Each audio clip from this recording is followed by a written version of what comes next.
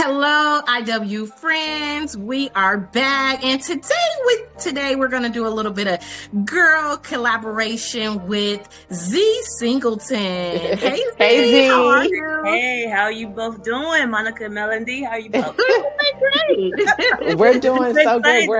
We're happy you're here. Today is going to be a very fun podcast. Of course, you know what we do here. We talk all things Black women. Yes. But before we get started with our girl chat on this Thriving Thursday, Z, can you tell our listeners a little bit about yourself? Because she's also a podcaster as well and a producer. So please let our audience know who you are. I am Z.Singleton, and my podcast is called Getting Random with Z.Singleton. Mm-hmm. So basically, I came up with the ideal. Originally, I wanted to do a documentary that had to do with the foster youth and just individuals that I knew in the foster care system. It's not so easy as people may make it look, finding people, having people kind of give you the information you need because you feel like you're kind of walking in there blind and stuff. And it's like, it doesn't work. So then I was like, a desire of mine was also to do a podcast. I can't remember the lady's name, but she's on Instagram and she said that a podcast is like how they did in the 80s where they dropped all the crack off in LA and do your thing. They done dropped the podcast systems in honey, hood, and everybody and their mama got a podcast. Yes. So I was like, hey, she right. I was like, you know what? Positive better than negative. Who are we hurting if we use our voices and we are talking? No one. So I appreciate it. So I just went on and decided, let's go ahead and do this. Let's go ahead and do a podcast. Let's do some origin stories. Let's mix it up a little bit, like with some randomism. I call it that. I don't know word, but I make my own words up sometimes. And also, let's give some expertise because my whole goal is that somehow you're getting a form of awareness. Now, I've been on for 2 seasons now, and it's congrats. Thank you so much. I'm like, let's make it to a 3rd season. It's real. So it's just the way I've kind of structured it being a baby, is kind of changed a little bit, and I think it's going to change a little bit more. A saying that I always have is from the ground up. So, we're going to start here, but we're going to make it up to the top no matter what. And you just hope that you have those supporters that want to join you in that process. That's absolutely. So, a big thing for me is that awareness. And awareness may seem like a little cliche word because everybody says, oh, let's be aware of this. But it really is about the people that I bring on are different. So just how we got things going on. It's about our podcast and everything. So it's kind of like that, where it's like, okay, look, there's all right, ladies, you guys ready to jump into girl chat? Let's get it. I got my teacup ready. I got some coffee in here. We're all ready, Melody. Everybody raise their cup up. Cheers. So, okay, first on the list, hot topic. I want to talk about Angel Reese. We know Angel Reese has been drafted to the Chicago Skies. Woo woo! Congrats, girl. Yes. But let's just talk about. What's that? That outfit was fire. Oh, yes. Well, she's the Bayou Barbie. She's the Bayou Barbie. So I just want to talk a little bit on, with Black women being influencers, I would have to say from my perspective, Angel Reese has brought in this crowd of women and girls that want to now watch women's basketball. It's the some of those games, any NCAA tournaments were some of the highest rated of all time. And I think that Angel Reese had a hand in that. And we know that Black women are naturally influencers. So what do you think in terms of pay? Because now we're talking about pay. They're saying that Angel Reese is going to be making over a 4-year span, $324,000 and $324,000. And so that's going to be broken out in 4 years. So her first year, she will be making $73,000 a year. Now, for all of us, we know numbers. $73,000 is not a lot of money. And we're talking about she's in Chicago. Chicago is actually a very expensive Illinois can be an expensive state as well. Right. We're in California, Z, you're in LA, we're here in the Bay Area. But still, when it comes down to living wages, $73,000 is not that much. But on the flip side, we know that she's getting endorsements. So what are our thoughts on this whole Angel Reese, guys? Look at here. First of all, I remember working at a sales company, and they decided, oh yeah, we'll pay you this amount salary, but hey, you'll get compensation for all the sales that you make. Mm-hmm. Right. Don't be fooled. I know. Okay. Do not be fooled by that, because when you really break it down, I mean, at the end of the day, say something happens. She says something that someone don't like. She does something that someone don't like. Those endorsements go like this. So then what are you left with? You're left with that $73,000. Don't be fooled. That's a good point. What you are worth, and being that she is an influencer, ask for that's what I'm talking about. Get your money. So he said no. They sold her short. There's no way. Especially it's a big no. It's a big no for me. Mm-mm. Okay, come on, NBA. What you got? What's your thoughts? Well, for me, and I haven't seen it yet. A lot of the equal pay, rah-rah around the ladies really, to me, started with the Caitlin Clark. I hadn't seen a whole lot of opinions about Angel Reese getting underpaid, which we know that she is, because I want to say just yesterday I seen something online where Caitlin Clark is making maybe like $380 something, close $388. I don't know. So you said that Angel Reese is making $324. So she's making less than Caitlin. I mean, of course, she was a number one draft pick. But I was going to say she was number one draft pick. Yeah, and I respect that, right? But at the same time, we advocate around Black women's equal pay, and we know that Black women, we are definitely, equal pay day for women across the board was March. Black women, our equal pay won't come into July. So we got several months into. So, I think when we talk about equal pay, especially for Black women, it's across sectors, and we see this even with the WNBA situation. So, I think we're still fighting for pay equality in sectors like corporate America and other. I think with the WNBA, there probably still is a little ways to go. Now, I don't think that's going to happen overnight. Not a talent, a sports agent. So who is that right when they're coming out of college? I'm not really sure, but I would have to say that would be up to is it the agents or the coaches that help them negotiate their salary in that? So you definitely have to educate me on that. I thought it was the agents that helped them negotiate their salaries, because when I think about Rich Paul, it's him that is negotiating and getting individuals in the NBA or whatever sports he does. These high paid. Even when they're coming up. So. But ladies, let's also look at this perspective as well, that we know that the WNBA does not get nearly as much funding in terms of advertising as the NBA, right? They spend, if not billions of dollars on advertising for the Warriors, for the Lakers. You know that game is coming on. You're ready to watch it. You're into it. You're buying the sports jerseys. You're buying the hats. But do they really put that much into the WNBA? They don't. So that tells me a lot, right? If you're not putting that much into advertising, why would we think that these players will be getting $1 million salaries? It just doesn't make sense. So I think, in my opinion, women rule the world.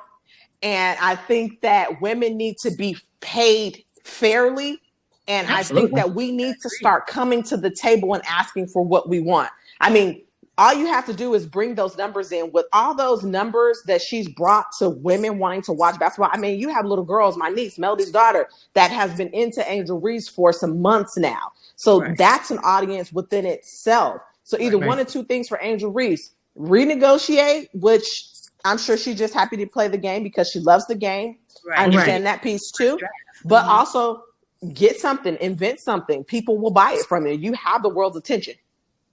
Yeah, well, that's what I said. I think they have the WNBA. They have all eyes on them right now. So I think the game will change here soon in that arena for sure. And so negotiate. Better get your bad agent that definitely can come to the table and not play about you.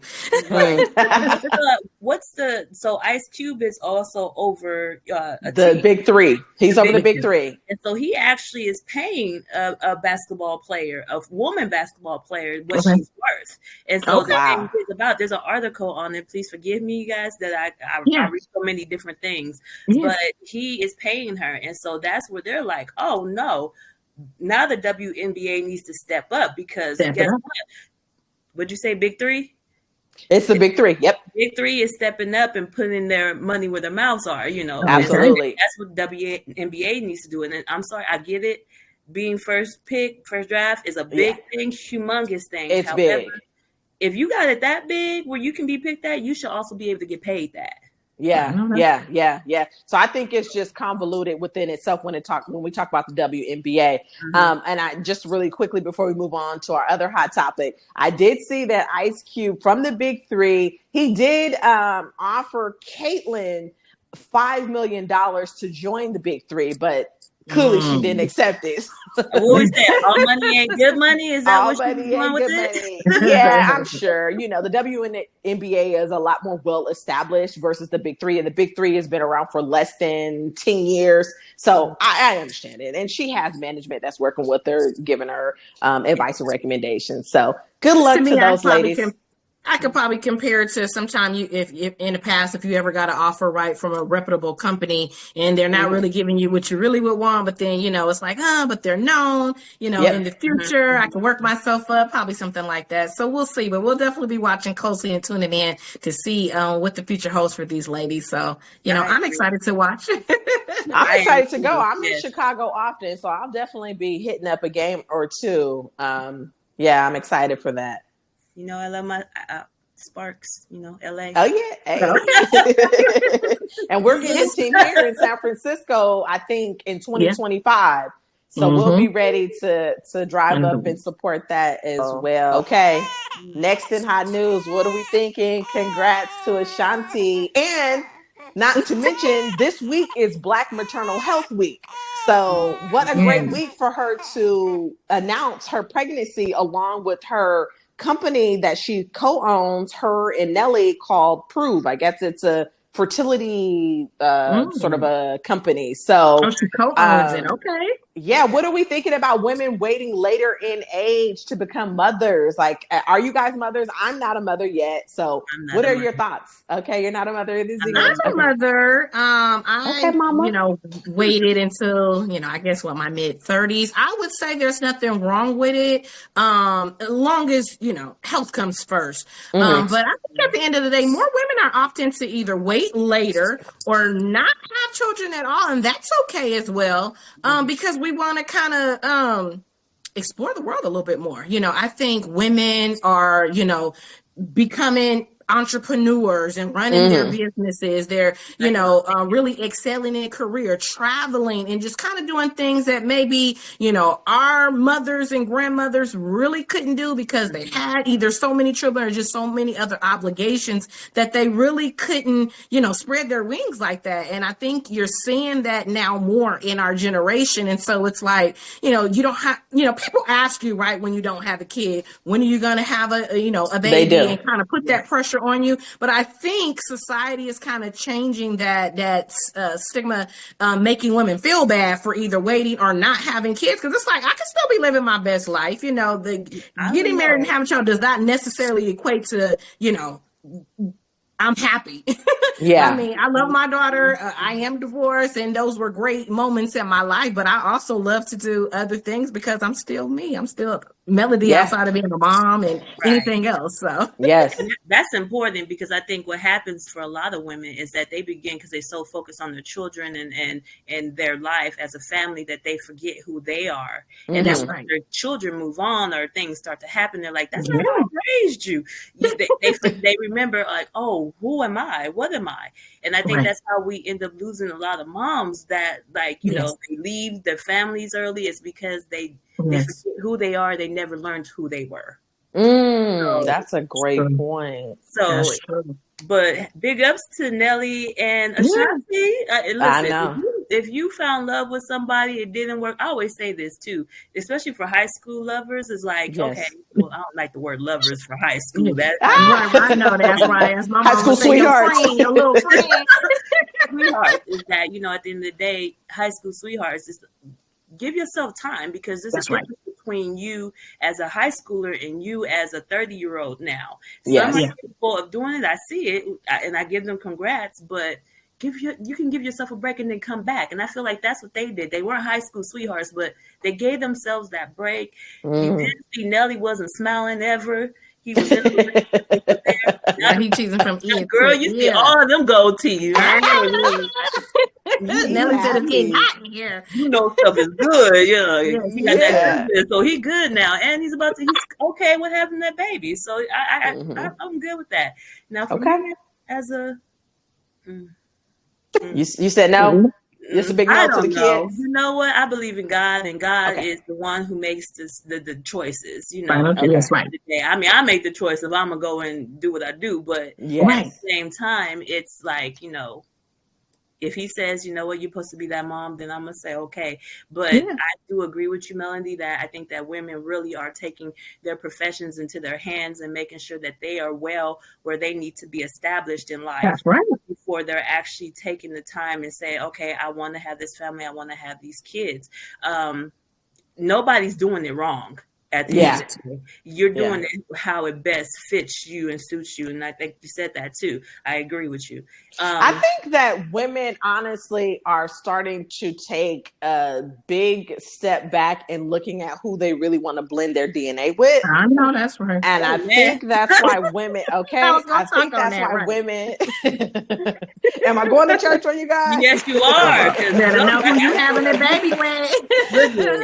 But you got to know, right? Because now we're blending DNAs. Now we're blending families. Anybody that knows that's, you know, been married, been engaged, you have to get into what their family has going on. And if you guys don't click or mesh or just, you know, view life in the same type of lens, it's not going to work bringing a child into the equation. Other than that, no, I think women waiting it's up to us. The power is in our hands. Absolutely. And as long as you're healthy, I think that you can have a baby. Now, I don't want to be a 50-year-old pregnant lady. But Brad, I give it to her because I was like, my. But Janet Jackson too. She did. The difference is too is that I don't have Janet Jackson money and I don't have. I was getting ready to say that. Now money changes the game with a lot of things, right? Because you know sometimes you know us regular deglers, you got to be able to get the right type of care. You know, there's a lot of money that has to go out for testing and this and that. And in these cases, we're talking about celebrities. You know, do you have the right job that covers all of that under your insurance? Do you even have insurance, period? I mean, we know that, you know, California covered or Obamacare, whatever they want to call it, is out there for everyone. But some of that stuff is not covered. And so I think, you know, the older you get, you are high risk. Let's just be honest. I think when you get, what do they say, over 36 or 38, it is 36. Considered high risk. And so you just have to be cognizant of that and really take care of yourself and also be ready to probably make the change, the shift mentally and physically. Because like when you've been kind of doing you for so long, you kind of used to just moving along at the beat of your own drum. And so now when you get a child involved, the game changes, period. We could talk about, you know, still putting me first, but there's going to be many days that I'm a Whitney that when you put your child first, right? From self-experience, I see how passionate you're getting. Real passion in a minute. I got to get my daughter from school in a minute. I know she runs it all. Everything started coming forward. And you know, another thing, especially as Black women, we know, and you know, like I said, I started off there. We are heads of households in a lot of situations. If it don't work out, would you be able to financially run that? We hope that we get a partner, right? That will, if it didn't work, you would still. But in some cases, that don't always hard. Are you going to be okay with running the ship with this child that you decided to have a person with? Because sometimes people get surprised. And it's like, what have I done? It's like, the kid is here now. Kids don't ask to be here. You got to do what you got to do. Look at y'all right now. But, speaking from a positive note, kids are amazing if that's what you choose, but you could always be godmama, auntie, all of those great things. So, even for the women that don't have kids, we still appreciate you because we need you for sanity sometimes. I know. And I do want kids. I'm going to be clear. I do want kids one day, someday. That ship has passed for me. I'm going to go ahead and say yes, even though I said God, but I think to myself, it has passed for me. It does scare me too. I know that we brought up that it is the, as far as fertility. Yeah. Black Maternal Week. Yes. Like I listened to a few stories today and listening to those stories, it just concerns me. Yeah. It's almost like, and I don't know if I'm about to be I'm not about to be politically correct when I say this.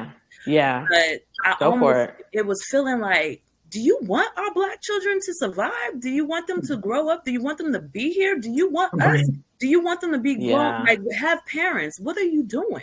It should never be a question, because would you question somebody else of another race if they sat there and told you they were in pain, that they told you that, you know what? This not feeling right to me. And it's sad because it's just, I'm so sorry, ladies. I know we only got a certain time, but no. Yeah, but it's so true, because what's concerning to me. It's concerning. And even, we all met at Your First Million live, but I don't know if you heard the podcast, but I had to go into the emergency room because I had an allergic reaction.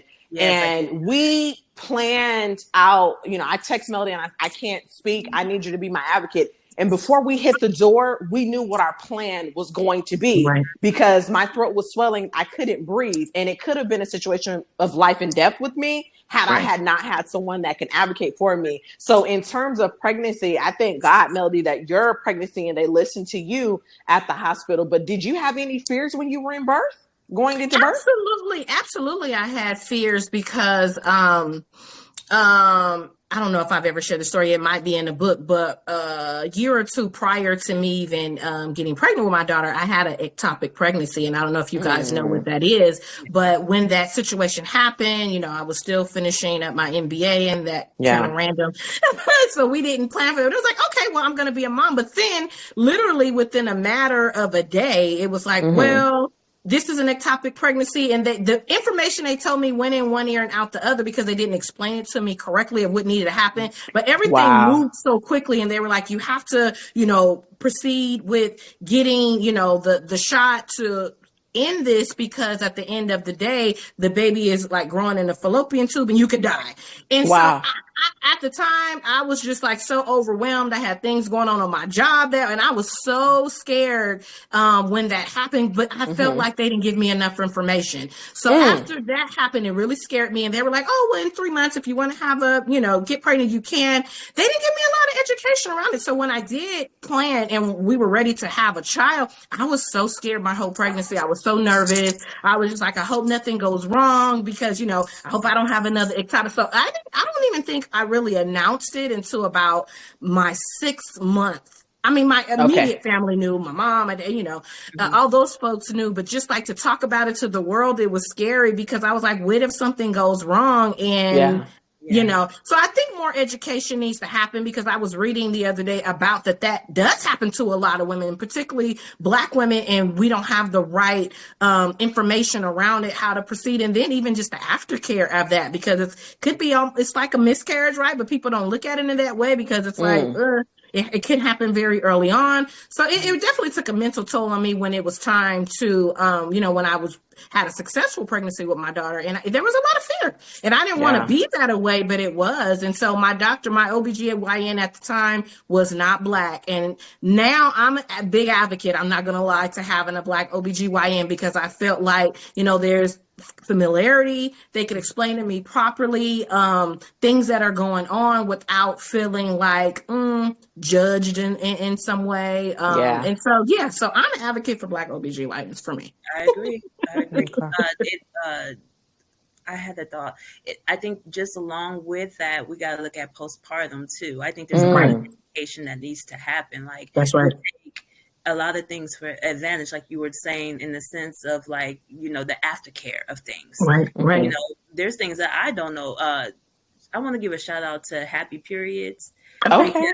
They are working on getting young girls to know that are in high school, junior high, what menstruals really are. So that honestly, that's where it starts right there. And then we go all the way to everything else. So I just want to give a shout out to that. And then again, I think that we just really fully need to start educating.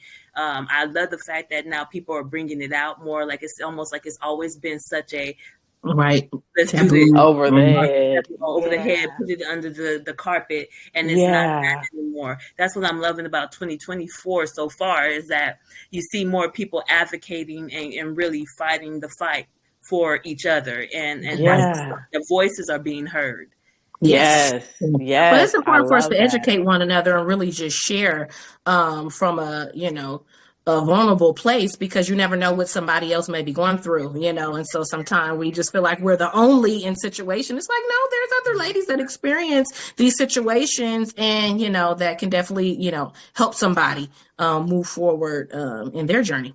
Yeah, I agree. I love that. I love us. You see how the conversation, we went from laughing to really, getting serious and being informative. And that's what I love about this girl chat, that we can go almost like a roller coaster, right? We go high, we go low, but we're all here to support each other. So for all of our listeners that have ever experienced anything related to pregnancy or wanting to get pregnant or whatever, just know that we're here to support you. So I love that. All right, ladies.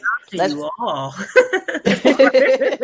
I think for now, Z and I, we're going to be the aunties of the podcast. Oh, I'm good too. I told you, if you have a kid, I'm going to be the rich auntie now. My daughter is 10 years old. I'm at the, I'm in my prime 40s, and I know it's a big no for me. I've experienced it. That's enough. One is enough. One and done. Okay. So, and I will hold you accountable to that. So when I want to come over, when I have a little baby, do not say I'm getting ready to go out of town, because I'm going to want to sit at your house. I told you, if you can catch me, because I might be, at the airport. I know. You better put a tracker on her. That's right. But what were you going to say, Z, before I cut you off? I think I forgot what I was. I was going to say, you sure you just want your child to have just one? Just be by herself. Well, she actually does. Her father, he has 2 kids, so she has 2 younger siblings. She's the only child at home, and so she had. And then my daughter is a socialite. She has tons of friends, and so she's involved in this activity. She keeps me busy. I feel like I got 3 or 4 kids because I'm always on the go. So it's enough, and my bank account tells me it's enough. Right. I'm an advocate for kids who are one-child homes. Let's go ahead and give them about another sibling or 2. Are you an only child? No, I'm not. Okay. I act like it, but no, I'm not. Okay. That is so. All right, ladies. So my next hot topic, it's a little bit, we're going to go down a political road, but what do you guys think? And I don't know if you guys heard about this story yet, but in South Carolina, there was a young Black boy, teenager. He was selling roses outside of a Walmart, red roses. And just out of nowhere, police came and aggressively tackled him and arrested him. Now, this is a teenager. He's under the age of 16. We've seen incidents like this happen where there was a young girl selling bottled water. They asked if she had a permit. We've seen this happen across states. What are our thoughts on kids selling items on the streets, and what about the tactics that they're using? Because we have to think these are still kids that we're talking about. And so, like I said, the police aggressively arrested him and tackled him down. And in my opinion, I think that was unnecessary. What are you guys thinking about the story? Defund the police. No, I'm joking. No, I'm sorry.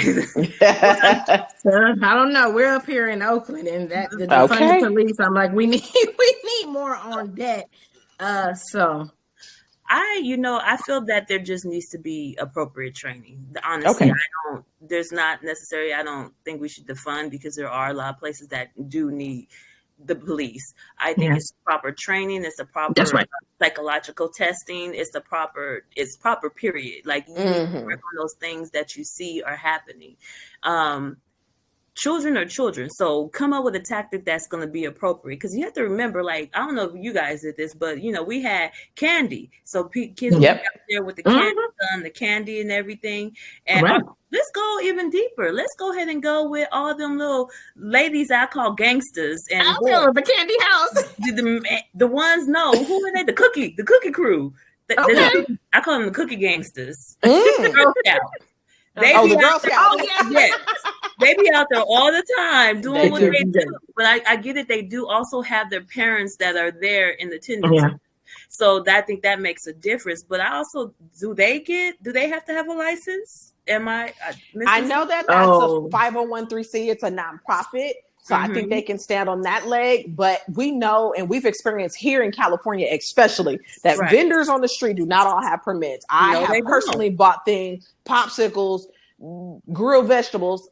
You know what I'm talking about. Roses. You've bought flowers from people that are on the street. So it's not just this boy that's doing it. Other people do this. And why are they being so aggressive? In LA for sure. Down to LA, and how many people you gonna be arresting or tugging them down? They're gonna tug you down. So my thing is this, and that's what I have a problem, especially because I think we're still going through it. Is the whole just being Black and being a police officer. It has not changed. I recently went to something where it kind of was discussed, all these things were put in place when George Floyd passed away, when Breonna Taylor. But then I feel it's like how everybody just thinks the world changed or things go on and they forget about all that stuff that has been put in place or is removed. So I think that I go again to, we got to have tactics. These kids have parents. Find out who their parents are. Call their parents. Take the time to call. Don't put your hands on them. If he ain't doing nothing that's really wrong, come on. Roses? Yeah, Roses. You want to tackle him? That just reminds me, I can't remember the brother's name where he was tackled because he was selling CDs. I don't remember that story. Not okay. And it's like we're still doing the same stuff, but we're trying to put Band-Aids on things. But remember, Band-Aids fall off. It's about healing. We got to really try to do the work and make things right. So I don't agree with it. You don't put your hands on a child. You talk to them. Have a voice. Talk. Communicate. That's what y'all do. Because remember, that's what they used to do as soon as they pull us over. Do you know why I pulled you over? Yeah. So, they want us to talk to them and communicate with them on why they pulled us over, which half the time we like, I really don't know why you pulled me over, but, you can get that with me and tell me. So my thing is do the same. Hey, what's going on, son? Where's your mom? What's going on with you? Now, if they take off and run, then that'd be something else. That's something different. Yeah, no. That's a good point. So we need to have those conversations. Melody, what are your thoughts? I know we need to definitely protect our Black children. Yes, that's the only statement that comes to mind. Protect Black children, protect Black children, protect Black children. Where was any parental guardians around? Was this kid alone selling the roses, or was there they didn't specify that in the report? They didn't specify that. Yeah. I just think that we live in a climate where, we're not over the whole racial uprising. I know, people think things have settled since 2020, 2021 and all that. It has not. I think, things did go a little bit silent, but now with the political climate rising up again, I think people that felt very strong to display their hates and racial bigotry is doing it again. And, unfortunately, society looks at our Black kids as if they can treat them like animals, that they can treat them not like children and do what they want to do. And as adults, when we see that, even sometimes it's been times where I've been driving in a car and I've even seen a young child just kind of walking down the street alone. And I've kind of, drove along just to make sure, where is the child? Are they safe? Because we can't be just letting our kids, and I know that, we've all grown up, going outside, you might not didn't come back till the lights came on, you went to a friend's house, played at the park. A lot of that, I couldn't even imagine really letting my daughter do because of so much, crime and hate that goes on in our cities. It's not even about being in the hood or where it's crazy people around, and they definitely sometimes look at our Black children as bait to kind of do what they want to do. And treat them how they want to treat them. And so, we just have to be cautious of that and really speak up, advocate for Black children, even if they aren't ours. No, you don't treat them that way. Let's figure out who do they belong to, or let's get some help. But no, we just can't let them go, unprotected. Right. You know what a concern of me? So back in the day when we were growing up, it was definitely it takes a village. Yes. And so now it's like if you try to help, like I get you, like I've seen certain kids where they're like, they go and I see them walking and I'll be like, oh my God, why is he so tiny? Why is he walking by himself? Like, this is a right. Like, I don't care where it is. Like you said, I'm just not comfortable with it. But then I start realizing I could start to look like the individual who may be the predator if I'm sitting there following that child. Right. Instead of looking at it as, okay, I'm just trying to make sure your child is safe. There's no injuries. So to me, that is a big thing. That's that auntie mama. That's the nurturing part of me. Yes. So that, and I feel like also the part where you try to like say, hey, yo, this is what's going on with your kid. Parents get angry nowadays. True. That's true. True. Sometimes we gotta walk a fine line. And I totally get that because sometimes even, we have a sister that works in education, and sometimes they get that with the parents, right? That you want to speak up from a place of love about something that's going on with a child, and you never know what's going on in the home. And then you say something and somebody can take offense to it. And really you're coming, especially when a child looks like you, right? You feel like representation is key. And so I get it. Sometimes we have to, we come from a place of love, but how someone may take the information that we're trying to give them regarding their child, there definitely is a fine line. But like I said, when it comes to safety, not in no creepy way, I am kind of trying to figure out, I'm not going to follow you all the way, but just to make sure that they're okay. Because sometimes it's some crazy stuff going on. It's like, now I might see somebody that's coming out the woodwork that look like they might not be safe for me. I see a child. It's like, oh Lord, who where they headed to? Right. Yeah. Definitely. So I think, ladies, for sure, we know that we are protecting our Black kids, and that's a messaging to all adults, just to make sure that we're keeping an eye out for our Black children, because they need to be protected at all times, no matter what. So, okay. Thank you for your feedback on that. Before we wrap it up, ladies, I want to know, what are you guys doing for self-care? How are you guys doing self-care these days? What's up? What are you guys doing? Melody, what are you doing these days for self-care? Self-care. You know what? I actually got back into reading, and so I have been on the go so busy. Well, right now I'm actually finishing up Arlen's book, Your First Million. And so I've been reading that, but I've just been getting back into read that because I like to do it at a time, either early in the morning where it's really, really quiet in the home and it's just kind of like me time, sip my coffee or tea, or I like to do it late at night. And so for a while over the past year, we have been so busy working on other projects. I hadn't had that time, but just doing that and journaling. That's kind of one of my favorite things. So that's kind of what I've been doing for self-care. I love to kind of write my thoughts down, my plans with the next move. Z, what do you have going on? What are you doing for self-care? So I'm trying to make it to the gym. So that's my self-care right now. Just with trying to like really gather my thoughts around doing all this business stuff and what's next, what I should do here. It becomes very stressful. And then when you work with other people who probably don't have your whole ideal, like this is my dream, this is your dream too, but it ain't it's not their dream, you get very stressed. So definitely working out. I am trying to read. I can't even tell you the book name because I got like 3 books in front of me. That's my ADHD. Like I'm like, oh, this book looks good, let's try this one too. So So I can't specifically, but I definitely am surrounding it around just, I think, matter of fact, I'll show you the book that I'm planning to start to read. Is it okay if I show you? Yeah, sure. Let's see. We want to know. But I'm just going to tell you, don't feel bad, because I actually have about 3 additional books next to my bed. I couldn't tell you right now, but I kind of flip sometime and go back. So yeah, I'm kind of like that too. So I take that back. I did not put the book on the table like I thought I did. But I'm going to. Her name is Dr. Akila. Okay. and she really was a very big advocate. And during like when George Floyd was murdered, and just Black Lives Matter. The book is called, and this is just, I'm want to share your self-care while I look for the book. Absolutely. Yeah, definitely. What are you doing for self-care? Yeah, so this is a really small thing, but what I'm doing for self-care these days is two things. I'm just drinking black coffee.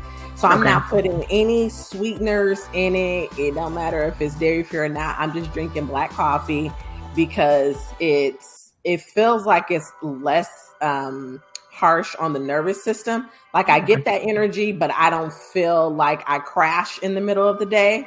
So that's one thing, because I've never ever in the past drank just black coffee. So that's what I'm doing.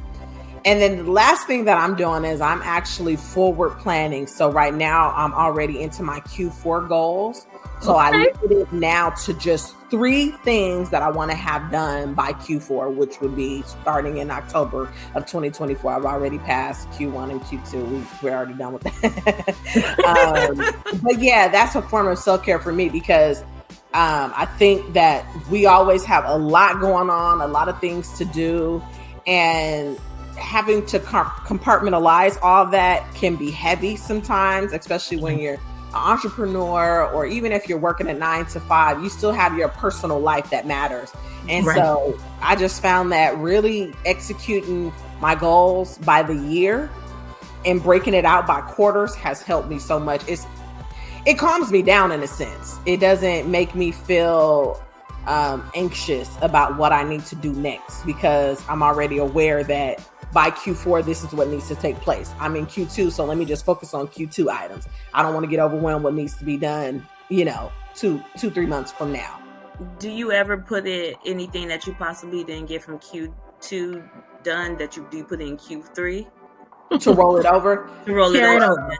I haven't had to do that, thankfully, but I also do this thing. I have a birthday that's coming up in the end of May, and what I do, thank you. I've been doing this ever since I was like 25 years old. I always write down what have I done, accomplished, or not accomplished the previous year. So like I'll be turning 39, right? So I'm like, on one half of the paper, what did I do when I was 38?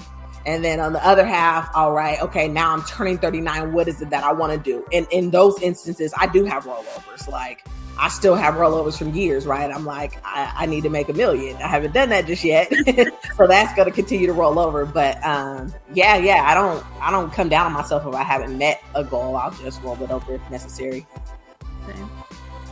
So I found the book. It's called White Supremacy is All Around. And it's by Dr. Akila Cadell. Okay. Let me see if I can show a picture of her. Okay. I just want to say she is a sweetheart. Okay. Ooh, okay. Dr. Akila, White Supremacy is All Over. Okay. So that's a good one. So if our listener, I may pick that up after. I was finished reading Detroit. I got it from a family member's house. Really, really good book. Just about the demise of Detroit and how it was once a thriving city and went down and it's coming back up. So I'm finishing that up. So hey, we got some books for you guys. That's for all of our listeners. Have you watched I think it's something Detroit, the movie on Premiere? She's a black lady, a black woman. She's a detective. Of Detroit, or doesn't she get ghosted or something and she goes looking for him? Yes. I've been wanting to get into it, but I just haven't had time because I'm really serious. Like when I start to watch a series, I like to binge watch it, and I just haven't had the opportunity to sit down for hours and do it. But I do want to get into it because they talked about it. I think she actually produced it as well. So have you watched it? Oh yes. It's good. And you know what? It's actually number 1 right now on Prime. Wow. Okay. Look at us black women getting it in. Look at us. I know that's right. You know, so I'm suggesting that movie definitely for you guys to watch, ladies to watch. Okay. If you are a binge watcher, I would just wait until after the season's over because it is nerve-wracking to sit there and be like, what's next? What you mean? Okay, so I'll probably wait until the summertime to watch it then. Yes, wait until the summer. Yes, and you will feel so much better because you don't want to be. I'm on edge every week talking about why am I even watching this right now? It's not even acceptable.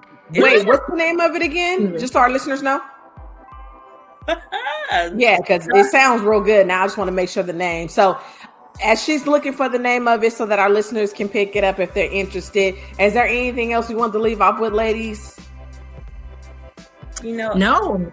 I just wanted to say happy Black Women's History Month to you ladies. We've been celebrating all month long. I mean, but this is what we do here at the Invisible Women Podcast. So just want to share that with you, Ms. Z. And one question I do have, are you related to John Singleton?